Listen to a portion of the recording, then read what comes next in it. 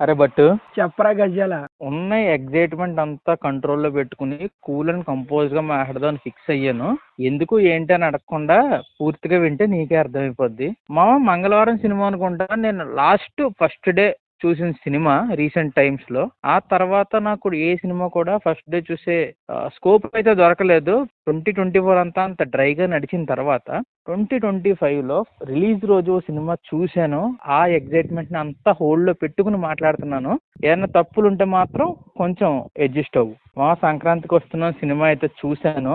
Cinema గురించి చెప్పే కన్నా ముందు ఫస్ట్గా విషయం అయితే చెప్పాలి. ఒక రాఘవేంద్రరావు గారు, ఒక ఎస్వి కృష్ణారెడ్డి గారు, ఒక అనిల్ రావిపూడి గారు, అతని మీద రెస్పెక్ట్ అంత పెరిగింది. ఏమన్నా హ్యాండిల్ చేస్తున్నాడు ఆ సినిమాని. అసలు ఒక ఫ్యామిలీ ఆడియన్స్ ని ఎలా తన కంట్రోల్లో ఉంచుకోవాలి అన్న దాని మీద పిహెచ్డి చేసినట్టున్నాడు. ఏమి టేకింగ్ మామ, ఏమి రైటింగ్ మామ. ఫస్ట్ నుంచి కేర్ తీసుకుంటే తప్ప, ఆన్ పేపర్ నుంచి కేర్ తీసుకుంటే తప్ప ఈ రేంజ్ అవుట్పుట్ అయితే తీసుకురాలేడు. అనిల్ రావిపూడి 100% సక్సెస్ అయిపోయాడు. ఇంకా ఆయన గురించి డిబేట్ అనవసరం. అంటే మా బయట చాలా మంది క్రింజ్ అది ఇది డిఫరెంట్ పేర్లు పెట్టి ఆయన ట్రోల్ చేస్తూ ఉంటారు.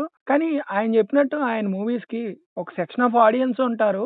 ఆ ఆడియన్స్ ని సాటిస్ఫై చేసే విధంగా ఉందా ఈ సినిమా? చెప్తున్నాను కదా, ఎవరైతే క్రింజ్ అని అన్నారో వాళ్ళందరి నోటి మీద వేలు వేసుకునేలా చేశాడు. సినిమా ఎంతో డీసెంట్గా, చాలా డీసెంట్ కామెడీతో వెళ్తుంది సినిమా అంతా కూడా. అఫ్ కోర్స్ కామెడీ ఎంటర్టైనరే. అనిల్ రావిపూడి టిపికల్ అనిల్ రావిపూడి స్టైల్లోనే ఉంటుంది సినిమా. అంతకన్నా గొప్పగా ఏముండదు. నువ్వు స్టోరీ లైన్లు ఈ లైన్లు అని మాట్లాడకూడదు. టిపికల్ అనిల్ రావిపూడి సినిమా ఎలా ఉంటుందో సేమ్ అదే టెంప్లెట్లో ఉంటుంది. అర్థం చేసుకో. ఇంకా నీ ఎక్సైట్మెంట్ చూస్తుంటే అర్థమైపోతుంది సినిమా నీకు ఎంతలా నచ్చేసిందో. డైరెక్టర్ గురించి మాట్లాడావు ఇప్పటి వరకు. ఇప్పుడు పర్ఫార్మెన్స్ల గురించి మాట్లాడు మావా. వెంకటేష్ పర్ఫార్మెన్స్ ఎలా ఉంది? ఐశ్వర్య రాజేష్ పర్ఫార్మెన్స్ ఉంది. మిగతా వాళ్ళ పర్ఫార్మెన్స్లు ఎలా ఉన్నాయి? వెంకటేష్ ఇలాంటి రోల్స్ గురించి చెప్పక్కర్లేదు. అలా ఒక్కగా ప్యాకెట్ ఆడేసుకుంటాడు.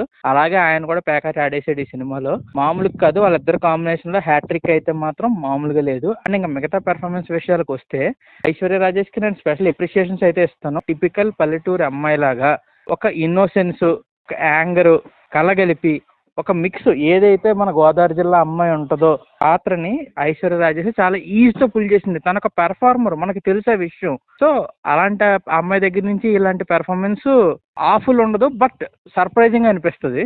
నెక్స్ట్ మీనాక్షి చౌదరి. తనకి ఈ మధ్య క్యారెక్టర్ ఓరియంటెడ్ రోల్స్ పడుతున్నాయి. అటు లక్కీ భాస్కర్ చూసినా, మన మెకానిక్ రాకీ చూసినా, ఈ సినిమాలో కూడా తనదంటూ ఒక ఇంపార్టెంట్ రోల్. ఆ రోల్ కి మీనాక్షి చౌదరి న్యాయం అయితే చేసింది. తన పర్ఫార్మెన్స్ కూడా చాలా బాగుంది. సినిమాలో ఇంకా నోటబుల్ యాక్టర్స్ చాలా మంది ఉన్నారు. సాయి కుమార్ గారు కానీ, పృథ్వీరాజ్ కానీ, శ్రీనివాస్ రెడ్డి కానీ, అందరూ కూడా వాళ్ళ క్యారెక్టర్స్ ని న్యాయం అయితే చేసేసారు. ఏది కూడా ఎక్స్ట్రా క్యారెక్టర్ ని రాసుకోలేదు అనిల్ రావిపూడి. అంటే తన పేపర్ మీద ఏ క్యారెక్టర్ ఇంపార్టెంట్ అయితే పెట్టుకున్నాడో అందరూ కూడా చాలా న్యాయం అయితే చేసేసారు పెర్ఫార్మెన్స్ల పరంగా. మామ స్పెషల్ అప్రిషియేషన్స్ ఇంకొకరికి కూడా ఇవ్వడం మర్చిపోయాను. బొడ్డోడు క్యారెక్టర్ వెంకటేష్ కొడుకు చేశాడు. కుర్రోడు ఎరగొట్టేశాడు ఫస్ట్ హాఫ్ అయితే మాత్రం.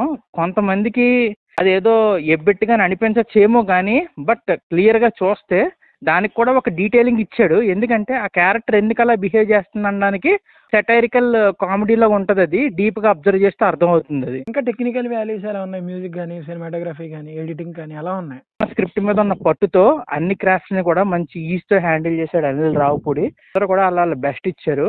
పాటలు ఆల్రెడీ విన్నాం. మీను సాంగ్ కానీ, గోదావరి గట్టు సాంగ్ కానీ, బ్లాక్ బస్టర్ పొంగల్ సాంగ్ కానీ, ఏవైతే ఉన్నాయో ఆ 3 పాటలు సినిమాలో ఉంటాయి. ఇంకొక మాంటేజ్ షార్ట్ సాంగ్ వస్తుంది.